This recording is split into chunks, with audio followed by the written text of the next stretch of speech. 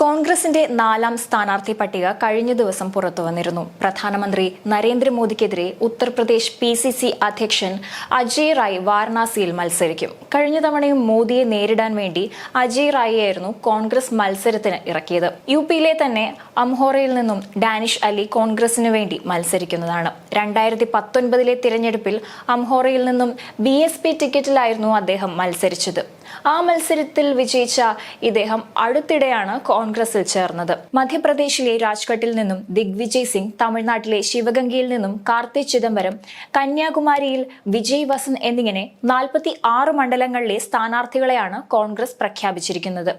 മധ്യപ്രദേശിലെ 12, ഉത്തർപ്രദേശിലെ 9, തമിഴ്നാട്ടിലെ 7, മഹാരാഷ്ട്രയിലെ 4, ഉത്തരാഖണ്ഡ്, രാജസ്ഥാൻ, മണിപ്പൂർ, ജമ്മു കശ്മീർ എന്നിവിടങ്ങളിൽ 2 വീതവും, പശ്ചിമ ബംഗാൾ, അസം, ആൻഡമാൻ നിക്കോബാർ ദ്വീപുകൾ, മിസോറം, ഛത്തീസ്ഗഡ് എന്നിവിടങ്ങളിലെ ഓരോ സീറ്റുകളിലും പട്ടികയിൽ ഇടം പിടിച്ചു.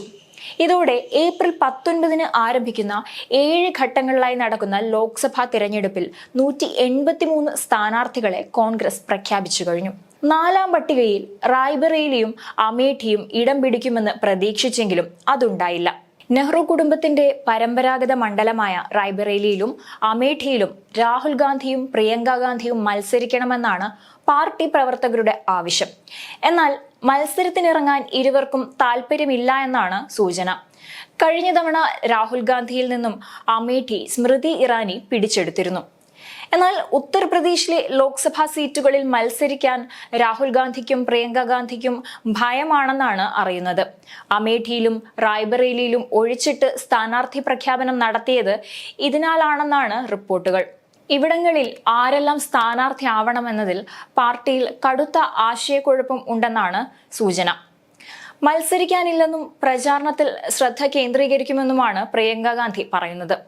സോണിയാഗാന്ധി ആരോഗ്യ പ്രശ്നങ്ങൾ കാരണം ഇക്കുറി ലോക്സഭാ തിരഞ്ഞെടുപ്പിൽ മത്സരിക്കാനില്ലെന്ന് വ്യക്തമാക്കിയതോടെ സോണിയയുടെ സിറ്റിംഗ് സീറ്റായ റായ്ബറേലിയിൽ മകൾ പ്രിയങ്ക മത്സരത്തിനിറങ്ങുമെന്ന് കോൺഗ്രസ് കേന്ദ്രങ്ങൾ തന്നെ സൂചിപ്പിച്ചിരുന്നതാണ്. 2006 മുതൽ സോണിയാഗാന്ധി ലോക്സഭയിൽ റായ്ബറേലിയെ പ്രതിനിധീകരിക്കുന്നു. നിലവിൽ ഉത്തർപ്രദേശിന്റെ ചുമതലയുള്ള ജനറൽ സെക്രട്ടറിയാണ് പ്രിയങ്ക ഗാന്ധി. 2019 രാഹുൽ സിറ്റിംഗ് സീറ്റായ അമേഠിയിൽ കേന്ദ്രമന്ത്രി സ്മൃതി ഇറാനിയോട് തോറ്റപ്പോഴും ഉത്തർപ്രദേശിലെ പാർട്ടിയുടെ ഏക സീറ്റ് റായ്ബറേലിയായിരുന്നു. 1950 മുതൽ കോൺഗ്രസിനെ തുണയ്ക്കുന്ന മണ്ഡലമായതുകൊണ്ട് തന്നെ പ്രിയങ്ക ഗാന്ധിയുടെ ആദ്യ മത്സരത്തിന് അനുയോജ്യമാണെന്നും പാർട്ടി കരുതുന്നുണ്ട്.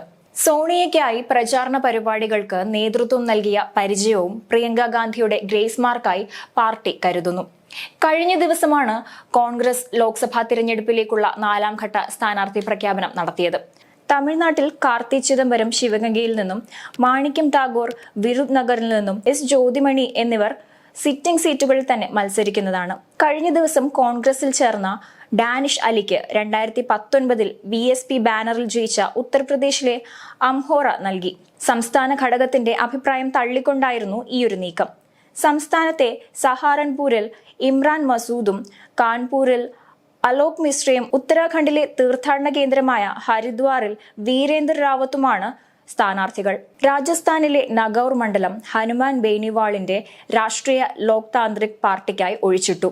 മഹാരാഷ്ട്രയിലെ നാഗ്പൂരിൽ BJPയുടെ നിതിൻ ഗഡ്കരിയുടെ എതിരാളി വികാസ് താക്കറെയാണ്. മറ്റ് പ്രധാന സ്ഥാനാർത്ഥികൾ Vijay Vasanth, doctor MK Vishnu Prasad, K Gopinath, Shashikant Senthil എന്നിവരാണ്. 2009 സമാജ്വാദി പാർട്ടിയിലൂടെയാണ് അജയ് റായ് വാരണാസിയിൽ മത്സരിക്കാൻ തുടങ്ങിയത്. 2012 കോൺഗ്രസിൽ ചേർന്നു. നരേന്ദ്രമോദി ജയിച്ച 2014, 2019 തെരഞ്ഞെടുപ്പുകളിൽ 3ാം സ്ഥാനത്തായിരുന്നു. അതേസമയം റായ്ബറേലിയിൽ നിന്നുള്ള സിറ്റിംഗ് MP കൂടിയായ സോണിയാഗാന്ധി ഇത്തവണ മത്സരത്തിനില്ലാത്ത സാഹചര്യത്തിൽ പ്രിയങ്ക ഗാന്ധി എത്തിയില്ലെങ്കിൽ റായ്ബറേലിയും കൈവിട്ടുപോകുമെന്ന് UPയിലെ നേതാക്കളും പ്രവർത്തകരും ഒരുപോലെ ചൂണ്ടിക്കാണിക്കുന്നുണ്ട്.